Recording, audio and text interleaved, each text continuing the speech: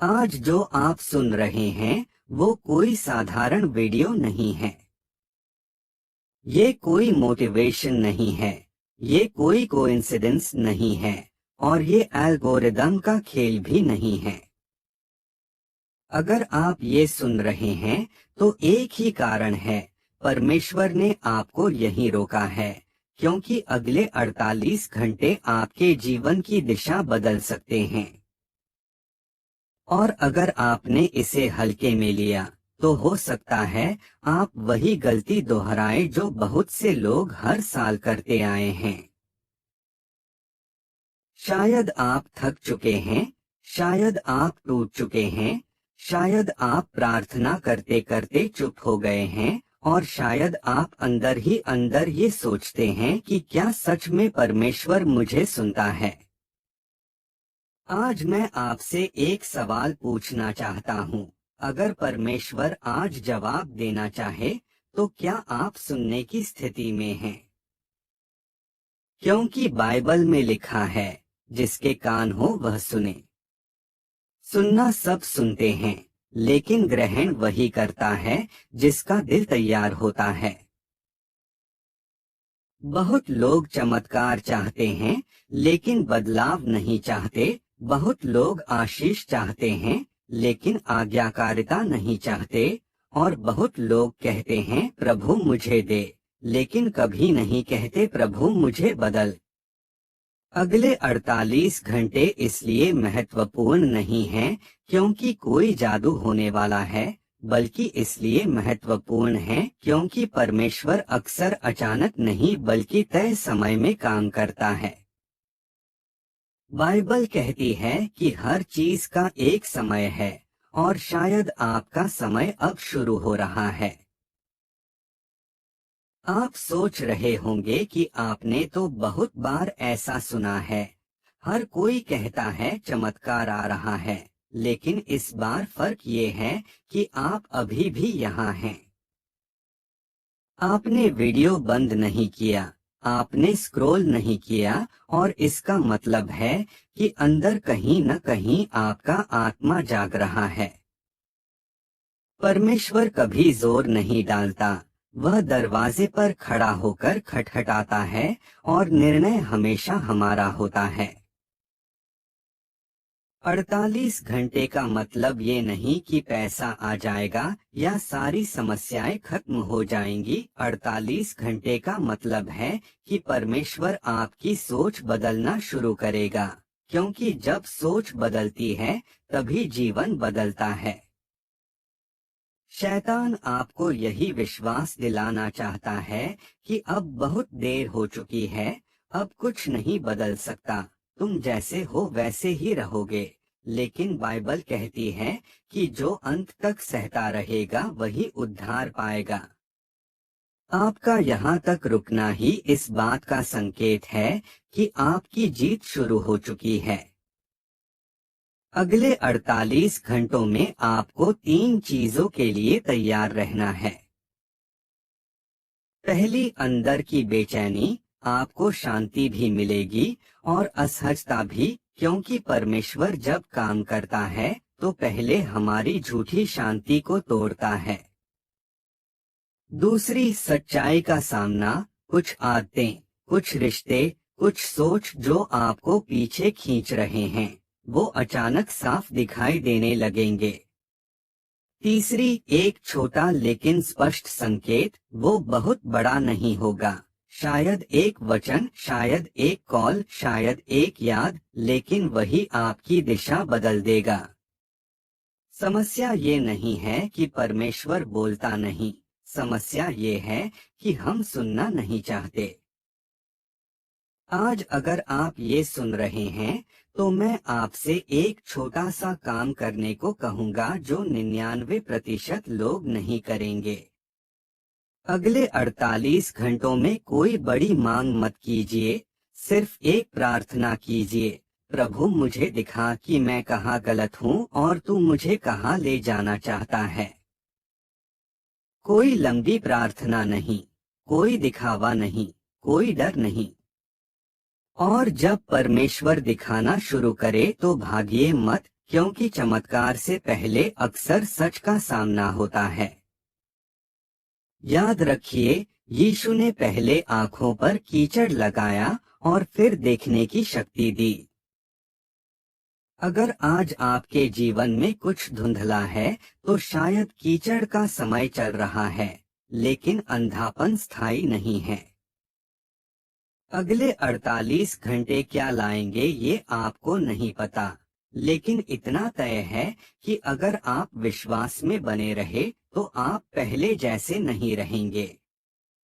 ये संदेश हल्के में मत लीजिए, क्योंकि बहुत लोग सुनेंगे लेकिन बहुत कम बदलेंगे। अगर आप यहाँ तक सुन पाए हैं तो ये सिर्फ एक वीडियो नहीं था, ये एक निमंत्रण था। अगर आपने यहाँ तक सुना है तो कमेंट में लिखिए, प्रभु मैं तैयार हूँ। और इस संदेश को किसी एक ऐसे इंसान तक जरूर पहुँचाइए जो अंदर से टूट चुका है, लेकिन अभी भी उम्मीद छोड़ना नहीं चाहता, क्योंकि शायद अगले 48 घंटे उसके लिए भी जीवन बदलने वाले हों। अब मैं आपसे एक बहुत गहरी बात कहना चाहता हूँ, जो ज्यादातर लोग सुनना नहीं चाहते। चमत्कार बाहर से शुरू नहीं होता, वह हमेशा अंदर से शुरू होता है। हम सोचते हैं कि हालात बदलेंगे तो मन बदलेगा, लेकिन परमेश्वर पहले मन बदलता है ताकि हालात बदल सकें। इसलिए अगर अगले 48 घंटों में आपको ऐसा लगे कि आप अचानक ज्यादा सोचने लगे हैं, पुरानी बातें याद आने लगी हैं, या दिल भारी हो रहा है, तो डरिए मत, यह टूटना नहीं है, यह तैयारी है। बाइबल में जब भी परमेश्वर ने किसी को उठाया, उससे पहले उसे अलग किया। नूह को भीड़ से अलग किया गया, अब्राहम को अपने घर से बाहर बुलाया गया, मूसा को जंगल में भेजा गया, और यीशु ने सेवकाई से पहले 40 दिन का एकांत लिया। अगर आज आप अकेलापन महसूस कर रहे हैं, अगर लोग आपको समझ नहीं पा रहे, तो हो सकता है परमेश्वर आपको शोर से अलग कर रहा हो ताकि आप उसकी आवाज सुन सकें। शैतान यही चाहता है कि आप सोचें कि ये सब आपके दिमाग का खेल है, कि ये सिर्फ भावना है, कि कुछ नहीं बदलेगा। लेकिन याद रखिए, शैतान कभी उस इंसान पर हमला नहीं करता जिससे उसे कोई खतरा न हो। अगर आज आपके अंदर संघर्ष है, तो इसका मतलब है कि आपके अंदर कुछ ऐसा है जिसे रोकना जरूरी है। अगले 48 घंटों में एक और चीज होगी, आपके फैसलों की परीक्षा। छोटे फैसले, बहुत छोटे। आप क्या देखेंगे, आप किससे बात करेंगे, आप क्या बोलेंगे, आप किस विचार को अंदर आने देंगे। यहीं पर ज्यादातर लोग चूक जाते हैं। वे बड़े चमत्कार की उम्मीद करते हैं, लेकिन छोटे फैसलों को नजरअंदाज कर देते हैं। परमेश्वर कभी जोर से नहीं चिल्लाता, वह धीरे से मार्ग दिखाता है। और जो लोग ध्यान नहीं देते, वे कहते हैं कि परमेश्वर ने कुछ नहीं किया। लेकिन सच ये है कि परमेश्वर ने दिखाया था, हमने देखा नहीं। अगर आप सच में चाहते हैं कि ये 48 घंटे आपके जीवन में कुछ नया शुरू करें, तो आज एक बात तय कर लीजिए, आप अपनी पुरानी सोच के साथ नए परिणाम की उम्मीद नहीं करेंगे। वही सोच, वही बोल, वही आदतें, और फिर कहते हैं कि चमत्कार क्यों नहीं हुआ। परिवर्तन का पहला प्रमाण बाहर नहीं, अंदर दिखाई देता है। आज रात जब आप सोने जाए, तो फोन हाथ में लेकर मत सोइए। बस एक वाक्य बोलिए, प्रभु मैं तेरे सामने खुला हूँ। बस इतना ही। कोई लिस्ट नहीं, कोई मांग नहीं। और फिर देखिए कि कैसे शांति या बेचैनी जो भी आए, वो आपको कुछ सिखाने आएगी। याद रखिए, परमेश्वर बेचैनी भी देता है तो इसलिए कि आप जागें, न कि इसलिए कि आप टूट जाएं। और जो लोग जाग जाते हैं उनके लिए चमत्कार समय की बात होती है, सवाल की नहीं। अगले भाग में मैं आपको बताऊंगा कि किन लोगों के जीवन में ये 48 घंटे सच में परिवर्तन लाते हैं और किनके जीवन में कुछ भी नहीं बदलता, ताकि आप वही गलती न करें जो ज्यादातर लोग हर साल करते हैं। अगर आप यहाँ तक सुन रहे हैं तो आप सिर्फ श्रोता नहीं हैं, आप बुलाए गए हैं। अब एक सच्चाई सुनिए जो ज्यादातर मंचों से नहीं कही जाती। हर कोई चमत्कार के लिए प्रार्थना करता है, लेकिन बहुत कम लोग उस बदलाव के लिए तैयार होते हैं जो चमत्कार के साथ आता है। क्योंकि चमत्कार सिर्फ आशीष नहीं लाता, वह जिम्मेदारी भी लाता है। यही वजह है कि बहुत से लोग चमत्कार के बिल्कुल पास पहुंचकर भी उसे खो देते हैं, क्योंकि उनका अंदर वही पुराना रहता है। परमेश्वर किसी के जीवन में कुछ नया तभी डालता है जब पुराना बाहर निकलने को तैयार हो। लेकिन हम चाहते हैं कि नया आए और पुराना भी बना रहे। हम नई शुरुआत चाहते हैं, लेकिन पुरानी आदतों के साथ। नई ऊंचाई चाहते हैं, लेकिन पुराने डर के साथ। यही टकराव अंदर संघर्ष पैदा करता है। अगले 48 घंटों में आप देखेंगे कि कुछ चीजें अपने आप छूटने लगेंगी। कुछ रिश्ते, कुछ बातें, कुछ आदतें आपको भारी लगने लगेंगी।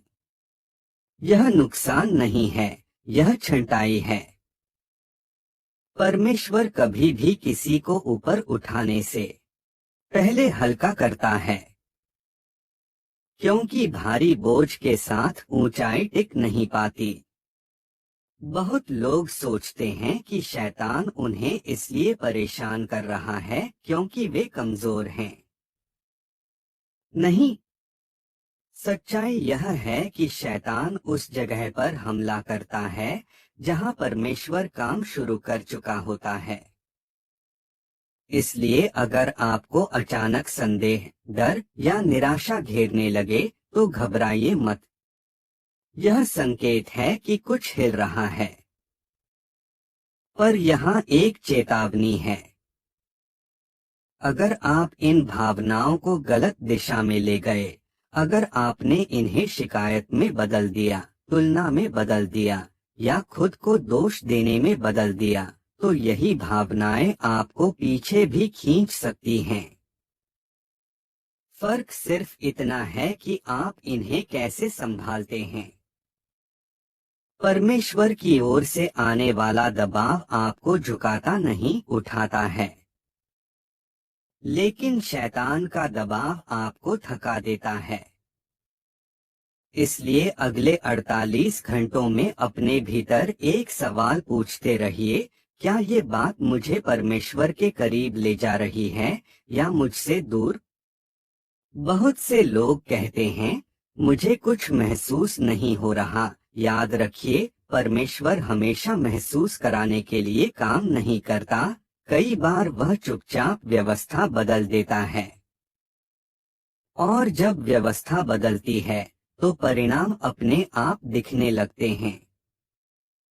अगर आप चाहते हैं कि ये 48 घंटे सिर्फ एक वीडियो की बात न बने, तो आज एक छोटा सा निर्णय लीजिए।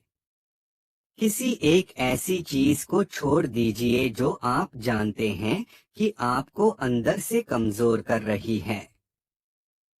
किसी एक ऐसी आदत को अपनाइए जो आपको मजबूत कर सकती है। यही छोटा निर्णय बड़े चमत्कार का दरवाजा होता है। याद रखिए, चमत्कार अक्सर शोर के साथ नहीं आते। वे शांति में आते हैं, लेकिन असर बहुत गहरा छोड़ते हैं। और जो लोग शांति में सुन लेते हैं, उन्हें बाद में चीखने की जरूरत नहीं पड़ती। अगले भाग में मैं आपको बताऊंगा कि कौन से 3 संकेत बताते हैं कि चमत्कार सच में शुरू हो चुका है, ताकि आप भ्रम और सच्चाई में फर्क कर सकें। अगर आप यहाँ तक टिके हैं, तो यह वीडियो सिर्फ आपके लिए नहीं, आपके माध्यम से किसी और के लिए भी है। अब सबसे जरूरी सवाल आता है, अगर अगले 48 घंटों में सच में कुछ बदल सकता है, तो हमें आज से क्या करना चाहिए? क्योंकि चमत्कार कभी अचानक दिखता है, लेकिन उसकी जड़ें हमेशा पहले से तैयार होती हैं। आज जो आप बोते हैं, वही अगले 48 घंटों में हिलना शुरू करता है। इसलिए यह समय भावनाओं का नहीं, सजगता का है। सबसे पहले एक भ्रम तोड़ना जरूरी है। यूनिवर्स या परमेश्वर को चिल्लाकर मनाना नहीं पड़ता। न ज्यादा शब्द, न ज्यादा शोर। परमेश्वर शोर में नहीं, स्थिति में काम करता है। और स्थिति बदलने के लिए आपको पहले अपनी आंतरिक भाषा बदलनी होती है, जो आप अपने आप से बोलते हैं। आज से अगले 48 घंटों तक एक बात का ध्यान रखिए। आप क्यों मेरे साथ ऐसा हुआ नहीं बोलेंगे। आप अब इससे मैं क्या सीख रहा हूँ बोलेंगे। यह छोटा सा बदलाव आपकी ऊर्जा, आपकी आत्मा और आपकी दिशा तीनों को बदल देता है। यूनिवर्स या परमेश्वर प्रतिक्रिया नहीं देता, वह स्थिति के अनुसार प्रतिक्रिया करता है। अब सवाल है, यूनिवर्स या परमेश्वर से क्या बोलें? कुछ लोग लंबी घोषणाएं करते हैं, लेकिन अंदर डर रखते हैं। कुछ लोग शांति से एक वाक्य बोलते हैं और अंदर भरोसा रखते हैं। दूसरा तरीका काम करता है। आज से आप यह नहीं कहेंगे कि मुझे चमत्कार चाहिए। आप यह कहेंगे, मैं उस परिवर्तन के लिए तैयार हूं जो चमत्कार के साथ आएगा। यह वाक्य बहुत शक्तिशाली है, क्योंकि ज्यादातर लोग आशीष चाहते हैं, लेकिन बदलाव नहीं। और जहां बदलाव की तैयारी होती है, वहीं हस्तक्षेप होता है। अगले 48 घंटे